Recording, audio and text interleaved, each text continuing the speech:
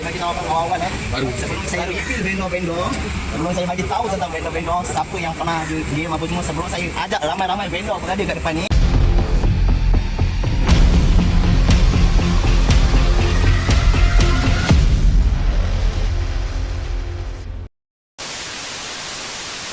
Sebelum ini anak makcik Kemboja telah mencabar seorang individu untuk berhadapan dengannya secara bersemuka.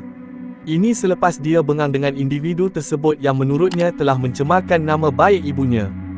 Dia juga tidak takut kepada individu yang dianggapnya cuma kuat menyalak di media sosial. Namun video itu menimbulkan kemarahan kerana ramai menganggap anak makcik Kemboja mencabar netizen. Anak makcik Kemboja yang dikenali sebagai Izwan itu kemudian menegaskan video dia disunting oleh individu tersebut yang merupakan bekas pekerja di syarikat ibunya.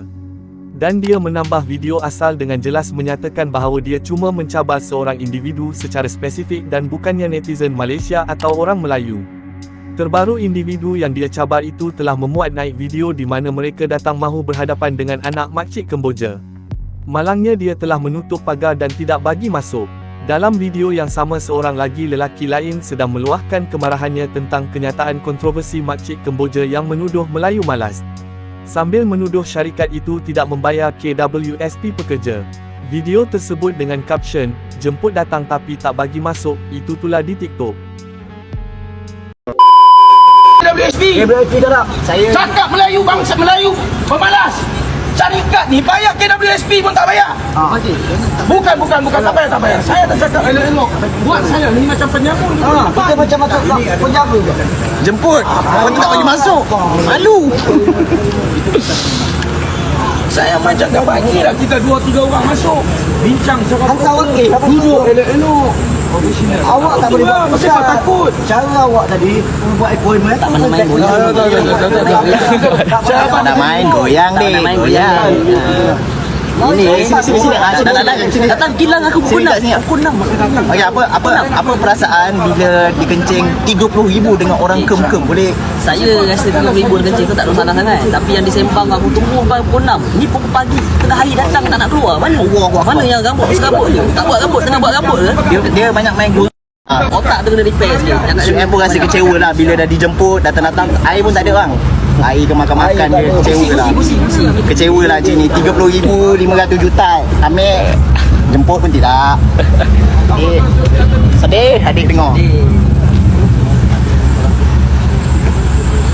Pernah Aisyah datang dari jauh. Tak boleh main goyang ni, ni memang goyang.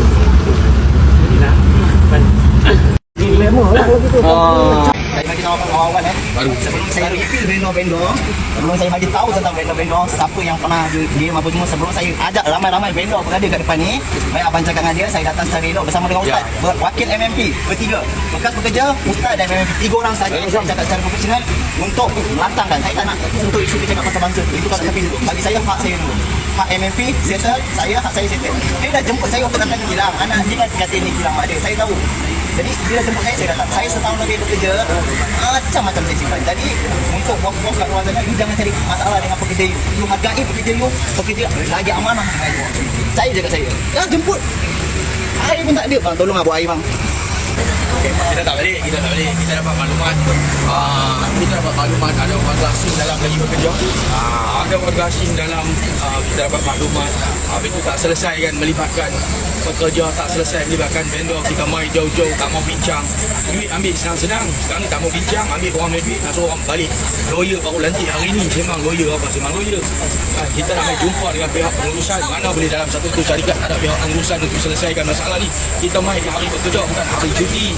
At least bagilah boleh bicara. Kita bukan penyambung, kita rakyat Malaysia, kita bukan PR, kita IC biru. Kita rakyat Malaysia, kita IC biru. Kita bukan pelarian, bukan PR, takut kita apa. Di negara kita ada undang-undang. Kita main bincang, buat agreement pun tak ada lawyer. Habis tu nak main sembang bawa lawyer. Lawyer apa? Duit ambil, hampa free. Batalkan agreement bagi orang susah. Kita ada voice.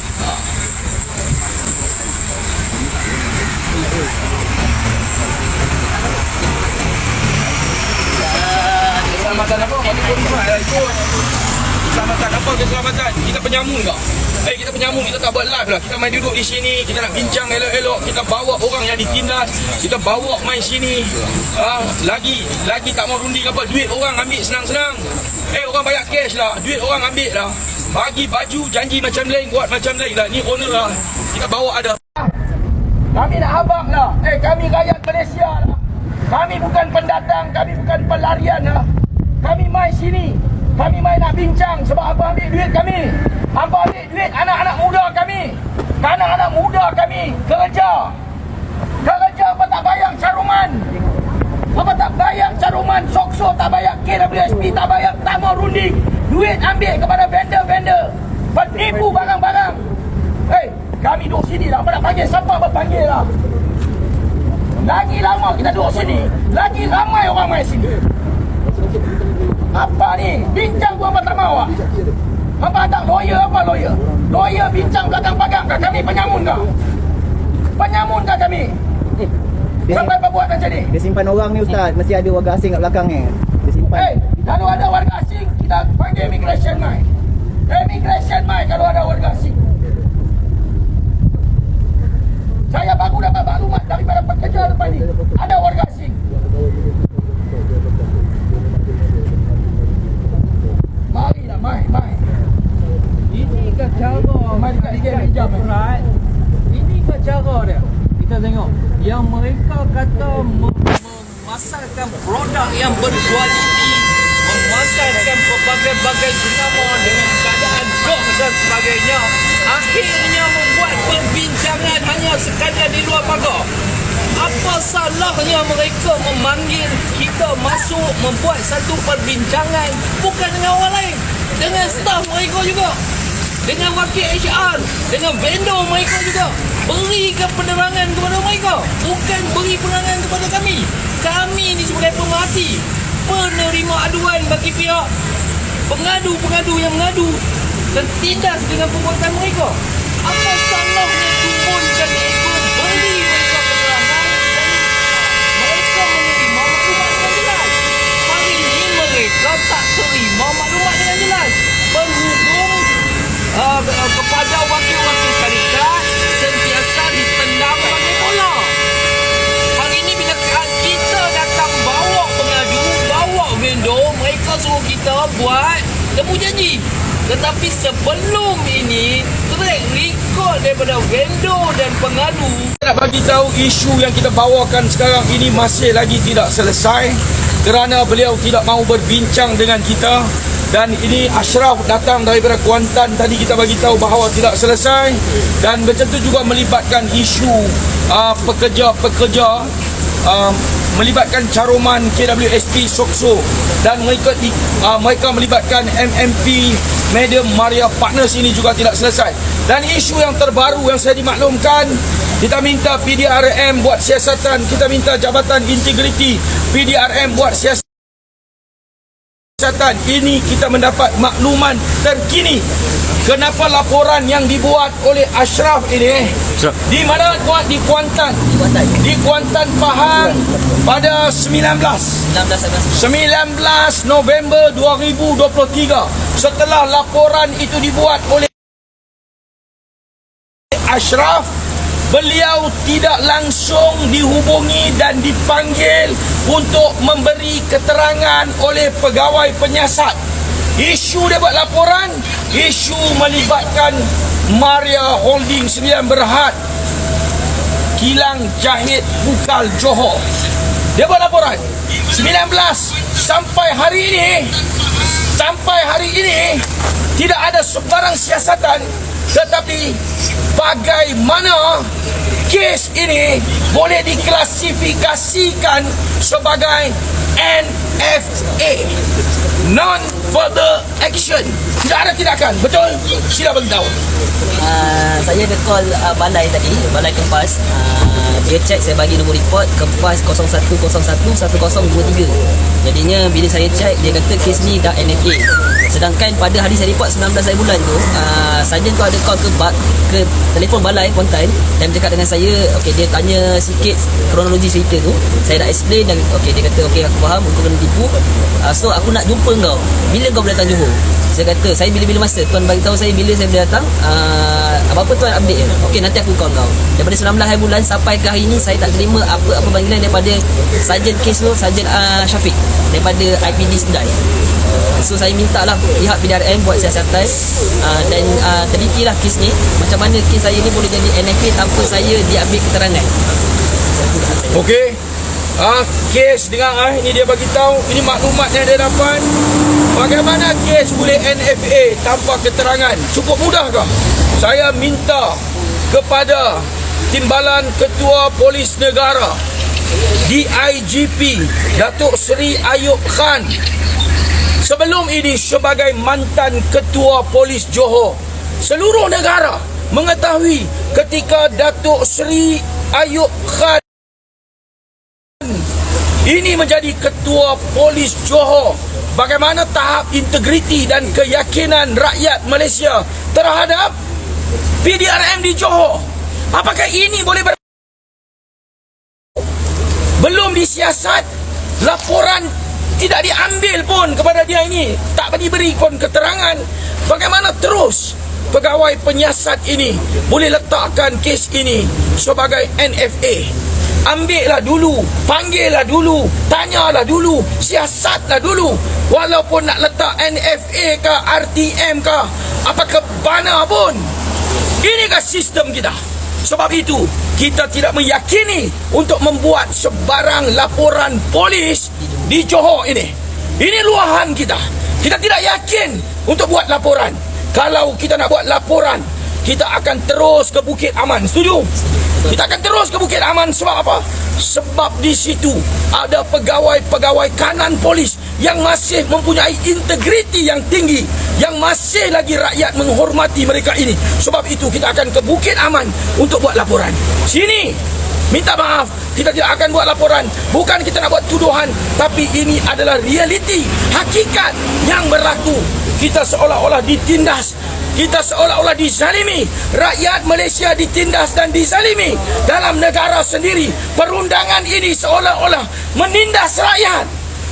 Diorang ini tidak tertindas, rakyat yang tertindas. Diorang datang menghina bangsa kita. Kita ini seolah merempat dalam negara sendiri. Diorang menghina bangsa kita. Diorang menghina secara terbuka.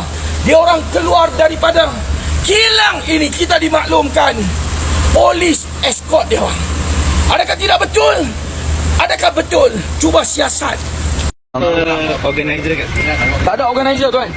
Tak ada organizer. Saya inspektor. Ya tuan, saya tahu. Balai. Okey. Boleh saya tahu apa yang berlaku di sini? Okey, kita bagi penjelasan. Dia. Okey. Ya tuan, saya nak bertanya. Macam semua saya bayar.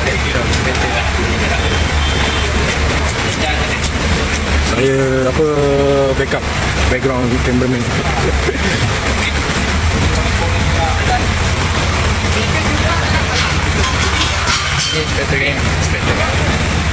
Polis kuda. Polis pun dia pun tak ada aduan. Terima. Payung. Payung. Boleh.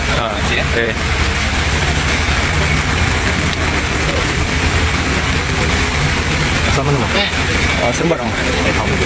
Tadi aku lalu sini. Boleh ya?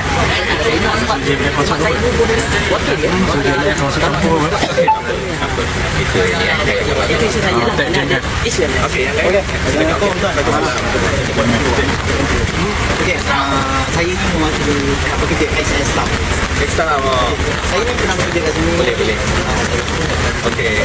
Saya just datang sini nak menyatakan NFA dah tutup. Okey, saya datang di sana. Saya keadaan cuaca pun tak berapa elok. Apa kata ramai-ramai kita ke balai kempat? Boleh? Okey, mana ada rekod semua lagi senang terus buat rekod. Kalau ada boleh buat rekod terus buat rekod. Jangan susahkan diri nak demam kan. Betul juga. Hujan ni bahaya. Boleh kalau tu saya cadangkan semua ke balai polis boleh semua? Boleh. Boleh? Okey, jom kita ke balai polis lah sekarang. Sila ke balai.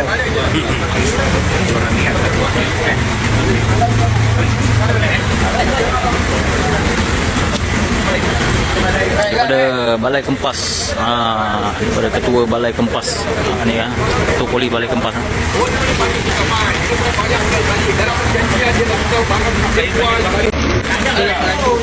Kalau macam tu, saya pihak polis dengan Tuan apa? Tuan Ashraf. Tuan Ashraf dah faham, dah selesai. Kami akan pergi balai polis. Saya akan settlekan lah kemudian. So, saya harap yang lain-lain kalau ada apa yang terguris ke apa yang nak selesaikan nak buat apa sekarang? Kalau saya faham tidak Syah. Kalau pergi balai, di kontak pun Syah buat report. Dia tak semestinya buat report. macam ni, buat report di balai tak sama dia. Report is report. Pegawai penyiasat dia tak mana. Jadi dia perlu jumpa pegawai penyiasat untuk next step. Report adalah maklumat awal. Step pertama. Betul. Step kedua, IO akan ambil statement. Betul. Ketiga, IO akan minta all the dokumen semua kan. Lepas tu IO pula akan siasat sana. Betul Tuan, betul. Itu baru ada keputusan. Betul. Sekarang Tuan, kita mai sini sebab hasil daripada dia minta suruh main. Sebab tu kita main. Dia nak bagi tahu main di sini, bincang. Okay. Dia nak So maknanya Tuan Ashraf punya kes lain lain lah kan? kita main sekali lah. Tak maksud saya, yang Tuan punya tujuan bukan yang Ashraf. Tuan punya tujuan sebab dia panggil datang. Sekarang ada yang dia dua kes yang berbeza. Yang dia lah. Saya main sekali. Ashraf pun dipanggil kita orang. Kita main. dengan dia tu Sekarang dia tak main. Jadi wakil dia tak ada. Jadi bila dia dah panggil Tuan macam ni, jadi saya tahu Tuan datang dari jauh, Tuan pun kurang berpuas hati lah dengan ada. Jadi buat report. Kita akan set up. Jadi kalau tu kita buat report tak balai.